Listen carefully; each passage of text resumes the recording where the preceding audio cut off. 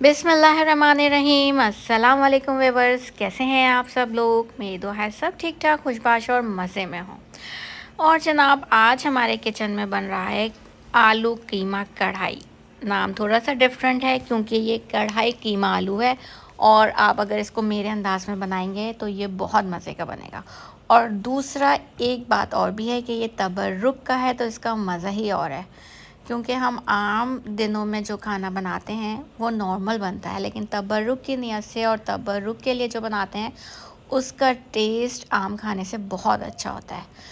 और जनाब, ये आपने देखा, ये मैंने गैस जा चुकी थी तो मैंने बाहर चूल्हा लगाया था, और फिर हमने गैस सिलेंडर के थ्रू इसको जलाया था, लेकिन वो पाइप में आग लग गई।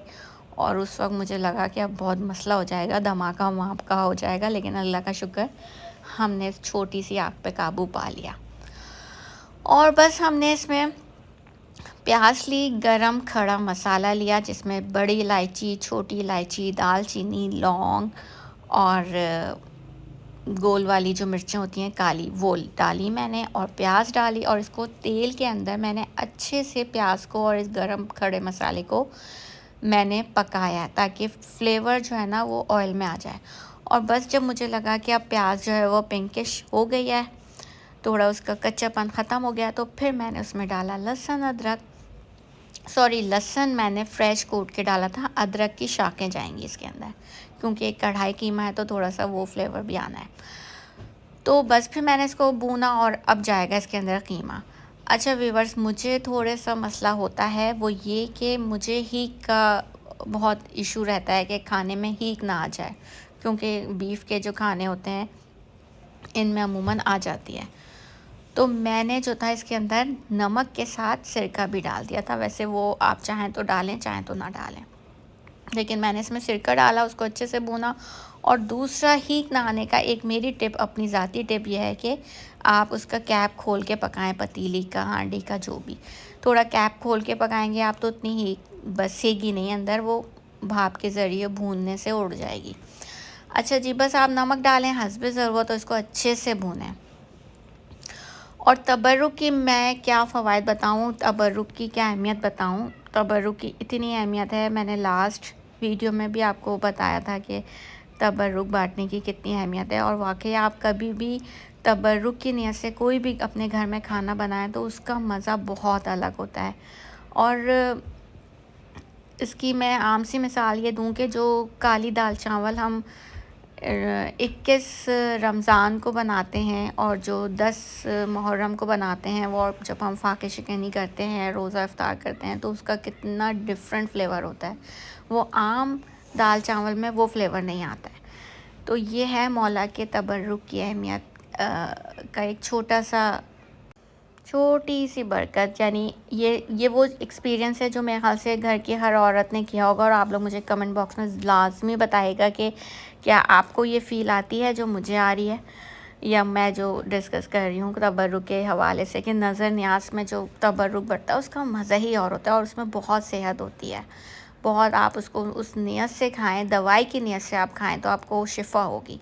अच्छा जी, बातों बातों में इसमें मैंने जी भर के जो है ना वो पिसी हुई लाल मिर्चें डाल दी, और मैंने इसके अंदर जो था वो हल्दी भी डाली, और फिर मैंने इसमें टमाटर डाला, और फिर मैं इसको भून रही हूँ। और कैप खोल के मैं इसको फिर अच्छे से भून रही हूँ। इसमें अच्छा खासा तेल गया हुआ है, लेकिन अभी आपको नज़र नहीं आएगा, क्योंकि वो तेल लाने के लिए मुझे इसको ढकना पड़ेगा, और मुझे अभी बिल्कुल नहीं ढकना। जब तक मैं अपने पूरी तरीके से इसका फ्लेवर नहीं बना लूँगी, तब तक मैं इसको नहीं कैप को कवर करूँगी। और बस फिर मैंने इसको चंद सेकंड के लिए कवर किया ताकि उसमें पानी और तेल थोड़ा सा आए। फिर अब जाएगा इसमें, इसके अंदर आलू जाएगा। फिर मैं आलू को अच्छे से भूनूंगी, क्योंकि वो अभी कीमा बहुत गर्म है तो आलू बहुत जल्दी गल जाएगा। तो बस इसमें अब आलू जाएगा, आलू को मैं भूनूंगी और फिर उसको थोड़ी देर के लिए बंद करूंगी। और इसमें एक ख़ास इंग्रेडिएंट भी लाजमी जाएगा, उससे आपका ये आलू कीमा जो है ना वो कढ़ाई बन जाएगा, कढ़ाई कीमा आलू बन जाएगा। तो जनाब, ये सब आप देखते रहिए। अब चलते हैं मौला के कौल की तरफ। के मौला फरमाते हैं कि अगर तुम्हें अपने गुनाहों का कफ़ारा समझ में ना आ रहा हो और तुम्हारे गुनाह बहुत हों, तो हम आले मोहम्मद पे कसरत से दुरूद भेजो, और आग को पानी भी जो है वो आग को उतनी तेज़ी से नहीं बुझाता जितनी तेज़ी से हमारे पर सलवात भेजने वाले के गुनाह को अल्लाह धो देता है।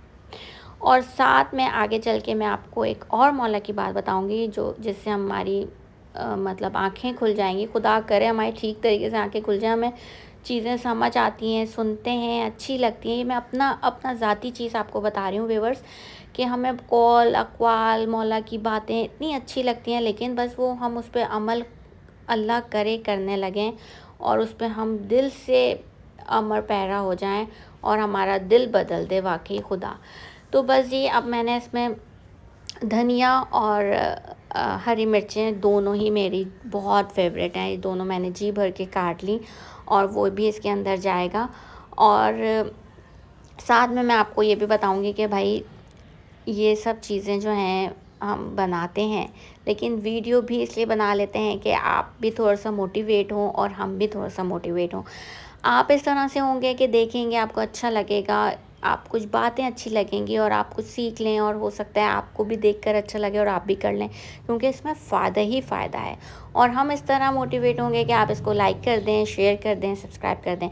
अच्छा, मैं एक चीज़ और बताऊँ, जब आलू गल गए तो बस पानी जब कीमे का बिल्कुल ड्राई हो गया और आलू भी उसमें गल गए तो बस अब मैं डालूँगी इसके अंदर 1 पाव दही, और दही को मैंने अच्छे से फेंट के इसके अंदर डाला और फिर अगेन मैंने इसको भूना। बस अब ये फाइनल टच इस पे जा रहा है और फिर थोड़ा ठंडा होगा और फिर इसके पैकेट बनेंगे।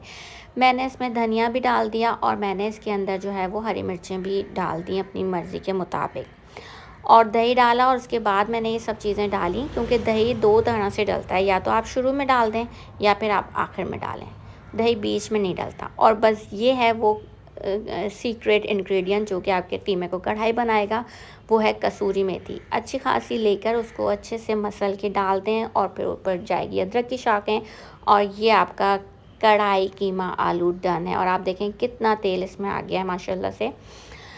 और बस अब ये भुन गया, आलू गल गए, कीमा गल गया, तेल ऊपर आ गया। अब बस मुझे इसके पैकेट बनाने हैं, पैकेट भी बनाती हूँ और अब मैं चलती हूँ मौला की दूसरी बात की तरफ, जो कि मौला फरमाते हैं, इमाम फरमाते हैं कि ताज्जुब है मुझे उस शख्स पे जो सारी उम्र सारी ज़िंदगी पैसा कमाने में लगा देता है और फिर उस पैसे को अपनी सेहत पे लगा देता है, सेहत का अपना इलाज कराने में अपनी सेहत पे उस सारे पैसे को लगा देता है, और जीता ऐसे है जैसे कभी उसको मरना ही नहीं, और जब वो मर जाता है तो ऐसे जैसे वो कभी ज़िंदा ही नहीं था। ये बहुत बड़ा मैसेज है व्यूअर्स, हमारे लिए आपके लिए बहुत बड़ा मैसेज है।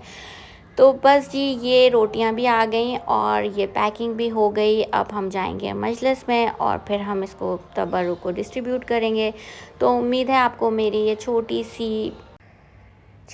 सी वीडियो पसंद आएगी। और ऑर्डर पे काम, हमने रोटी का ऑर्डर दे दिया था तो बस उसने ना हमें बस लगा के दे दी रोटी, उसमें कुछ डार्क हुई हुई थी, कुछ लाइट थी, बहरहाल बन गया। और दूसरा, ये जो सिलेंडर में गैस होती है ना, वो सही नहीं होती, उससे ये देखिए बर्तन कितना काला हो जाता है।